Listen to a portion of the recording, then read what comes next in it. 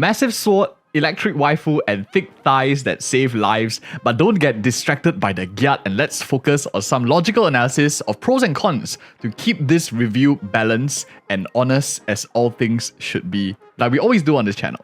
So let's start things first off with the pros and then we'll hit into the cons, shall we? So pro number 1. I think that what makes Yanagi probably really interesting right now is she's the first limited S rank electric DPS unit. So you have great elemental coverage if you're looking for the electric DPS. She will probably add value to any account if you're looking for electric.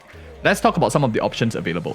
Alternatives in the game for her right now are probably DPS units like Anton, an A rank unit, which is not the best unit, but actually can help you clear quite a lot, especially if the enemy is weak to electric. So there's a significant upgrade to that already. And at the same time, she's also an upgrade to the other anomaly character in the game who's electric, and that is Grace. So great unit that can be played. So one thing, elemental coverage. The second pro, we just talked about it really quickly, but let's talk about second pro now, which is the bulk of what makes her special.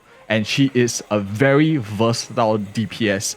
In two main ways, two things that makes her very unique. The first part about her being a very versatile DPS is definitely she can be played as a quick swap character for her burst windows if you just want to spam her EX special attacks for those disorders, or perhaps you can play her as an on-field DPS as well for more basic attacking prowess if you just want more like left clicking, right clicking kind of powers. She can do that as well, or you can even go a combination of both of them. This is very flexible because if you have characters in future that come out that buffs EX special attack, gives you more energy, she can shift towards a more quick swap role and take up a lot less fill time, which is very attractive. That will be like more in line with what Grace is like, but at the same time she can cover a lot of new player accounts. If you're looking for an on-field unga bunga DPS, maybe you didn't pull Jane Doe, this is an attractive option to go for as well. The second part of this second pro that makes her a really good versatile DPS is that she also has great flexible teams, like both mono electric or even playing to multiple anomaly teams. We talked about more team composition guides on the channel. You can check it out if you're interested for Yanagi. But long story short, the reason that she is a very unique anomaly unit is because of her unique disorder mechanic. It doesn't remove the underlying effect, and at the same time you can continuously proc that disorder within, like if the enemy is still burning, you can use her EX special attack, you hold it, and you get multiple disorders on the enemy down without removing the underlying burn, which is very fantastic a trait. And I hope more characters come out like this too, because this actually allows her to be played into a mono elemental team, because normally disorder you need like another element to proc. Whereas for her, Yanagi, she can play into like shock teams. As long as shock is the underlying, she's able to still apply her unique disorder mechanic, which is really very fantastic. More characters need this, so anomaly characters can be more versatile. Maybe she's the first of many to come, but who knows? This is something that only time would tell. And let's talk about the last pro here before we go into some cons, because this is supposed to be a balanced review and not like just a hype review, right?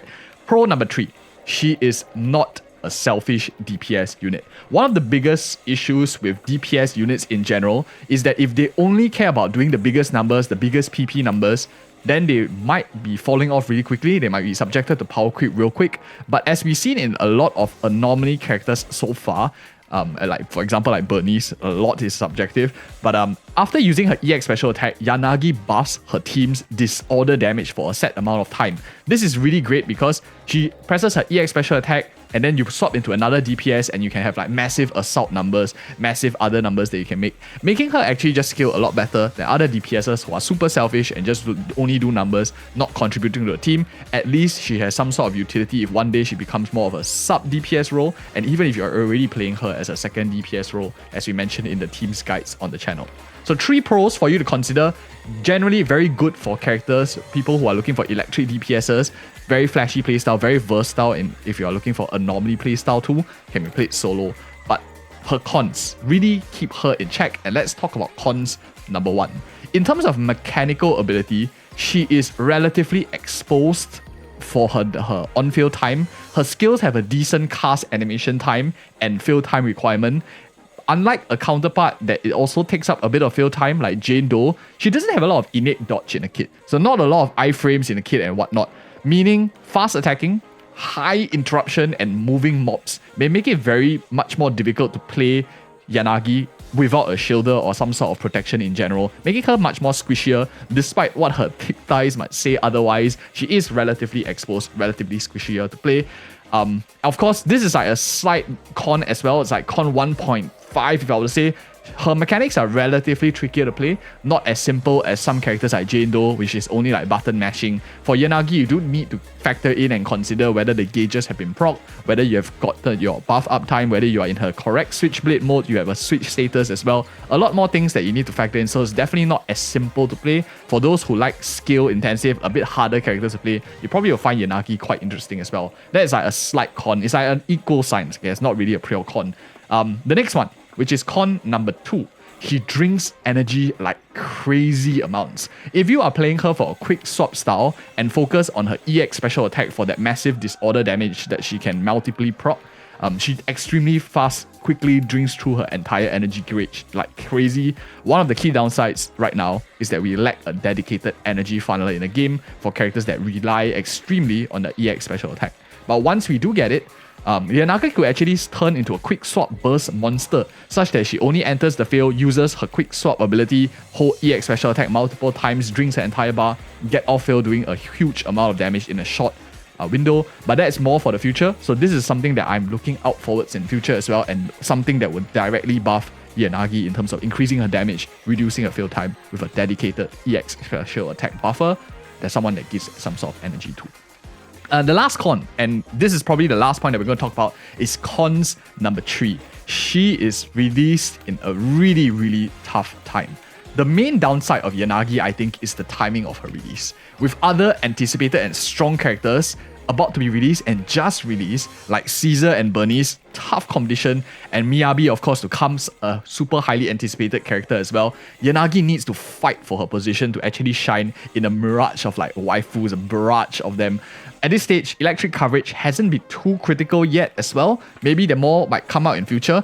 And also given that we do have access to A ranks like Anton, and even anomaly electric can be found in like free standard characters like Grace once we hit 300 pulls, a lot has to be justified right now whether we do need that significant upgrade, as we mentioned in Pro number 1, especially since future units might even be released as a crit electric DPS to come. Who knows, maybe in the near term as well. We need more official information to make a better decision. Perhaps, my opinion, maybe Yanagi might be even more tempting to pull in a rerun than at the current moment, especially if your player has been playing some time, you already have your teams built up, you have your main DPS check. So what do I think overall? We always like to end off with an overall rating. Overall, Yanagi is a solid character that has an exhilarating playstyle. You're making her very attractive to own in a roster, very fun to play, giving you great additional elemental coverage for something that is currently not super widely covered yet, electric, and as well as widening your team compositions because you can play her into a lot of team styles already. The main downside, I think, is the timing of her release, but still, for new players looking for a DPS, she is a solid one for your overall team. I'll keep it modest. I'll rate her a cool 6.5 out of 10, a character that I think might be a little bit better for a rerun right now, but who knows, only time will tell. At this point, I highly recommend you check out these 2 other videos we have on the channel, which I think you might like. And thank you guys again so much for watching. See you in the next video.